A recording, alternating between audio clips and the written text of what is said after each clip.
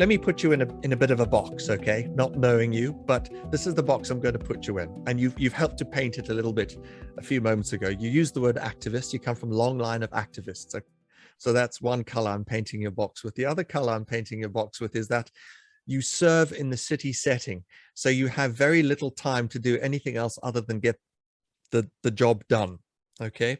So I can imagine you're very practically minded, and that's one thing that city leaders are revered for, very is much, getting stuff done. But having said that, let's just go to theory just for a moment, as much as it might offend you. When you reflect on the practice of leadership, what has informed that? What has informed your leadership practice and the act of doing leadership? So I think,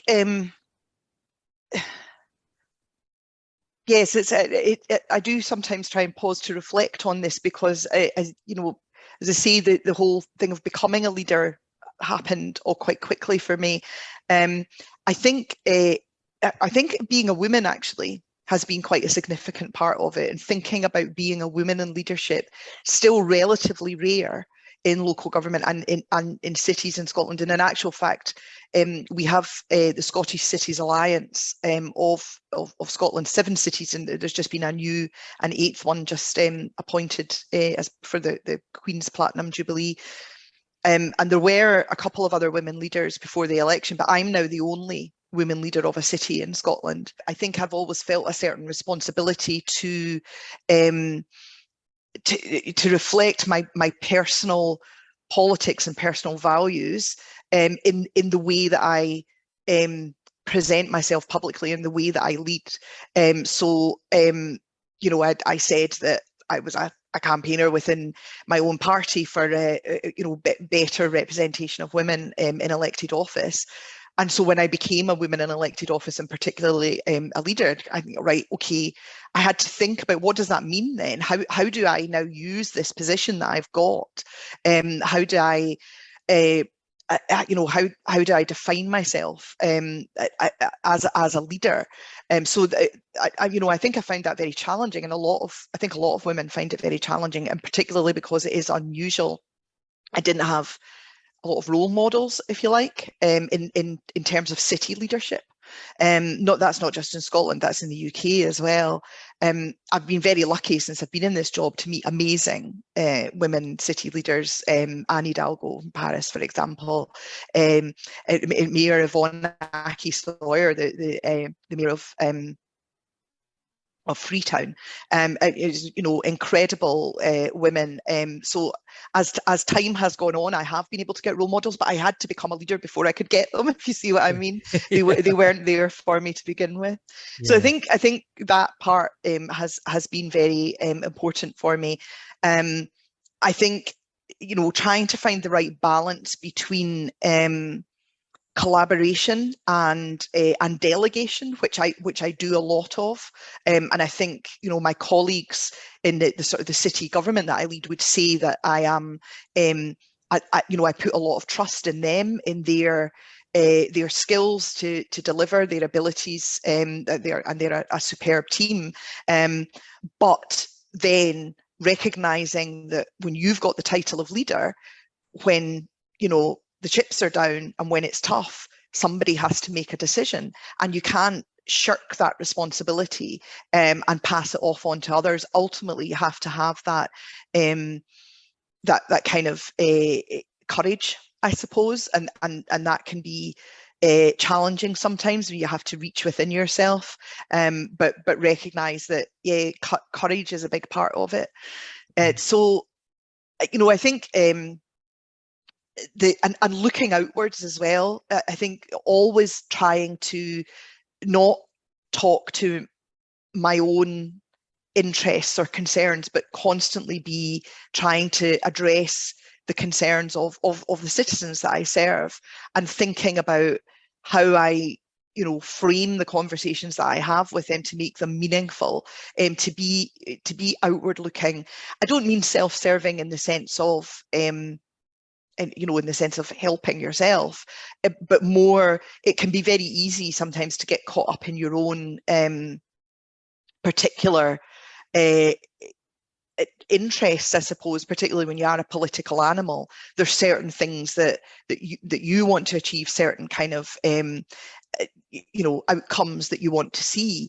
But sometimes you have to, if not set them aside, because I do think you try and remain your authentic self as a leader, as much as possible, but recognize that you're not leading for yourself and your own interests, your own hobbies, if you like. You're leading on behalf of others, and you have to try and have as broad a view as possible in that respect, but also be willing to say no, be willing to say to people, for example, Glasgow is a home to a lot of refugees and asylum seekers. We're in fact the biggest asylum dispersal city in the UK, and not everyone likes that. There are some people who don't like that. Now, that's not an interest that I'm there to serve. I'm not going to at any point say, oh well, we'll not accept any more refugees then, because I believe that it's one of my core values, and actually I think it's a core value of the city. But what I do have to do, I can't say, well, I'm not engaging with those people because I disagree with them. What I have to do is say, okay, why do those people feel like that? Is it fear? Is it concern that they will lose something? How do we address that? How do we try to make, and it's not a case of trying to win them over necessarily, but recognizing that these people are still going to have needs that have to be served. And I am still, they almost certainly didn't vote for me, but nonetheless, I'm elected to lead for them and on their behalf as much as the people who might share my personal and political values. I think an example I would pick on just now is traffic and cars. And we have Glasgow's a very historically very car dominated city, which is particularly problematic because we actually have very low car ownership in the city. It's often people from outside, but the way our city centre in particular is designed has made it very car dominated for almost a century. And we have policies to change that and to massively something else to design that out of the way the city functions. And a lot of people are very, very unhappy about that. They're very threatened by that. And I can't just say tough. We need to recognise and try to address those worries, those concerns, that anger, because it does cause anger, without compromising on the policies that we know we need to enact, and because the outcomes that we'll achieve are essential to the future well-being of the city. So there's so many balancing acts, and I think recognizing all of those, but as I say, trying to remain your authentic self within that, because I think people understand they're not going to agree with you on everything, but I think especially Glaswegians, people in Glasgow don't, they can spot what we would say a chancer a mile off, and the rest of the world, you don't have to explain that to me, Susan. The rest of the world gets it. That I think they find much more offensive than you simply not agreeing with them, or so yeah. Sorry, that I'm not sure that was a very clear or articulate answer. I think I'm probably thinking it through. I'm thinking aloud rather than actually giving you a clear answer. But No, so, well, my takeaways are this. There was a moment in which you needed to reflect on what it meant to not only be a leader, but a leader as a woman, in light of the fact that there weren't many role models around, but indeed there's no lack of role models, which you found and mentioned, one of whom the wonderful mayor of Freetown I'll be speaking to in a few weeks' time.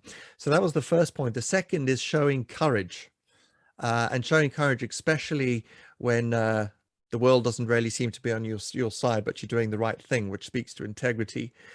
The third thing you mentioned is, well, I'm thinking about, you didn't use this language in particular, but your constituents, others, the greater community, which is benevolence. And finally, you've mentioned now authenticity as well. So thank you for thinking out loud is what I'm trying to say.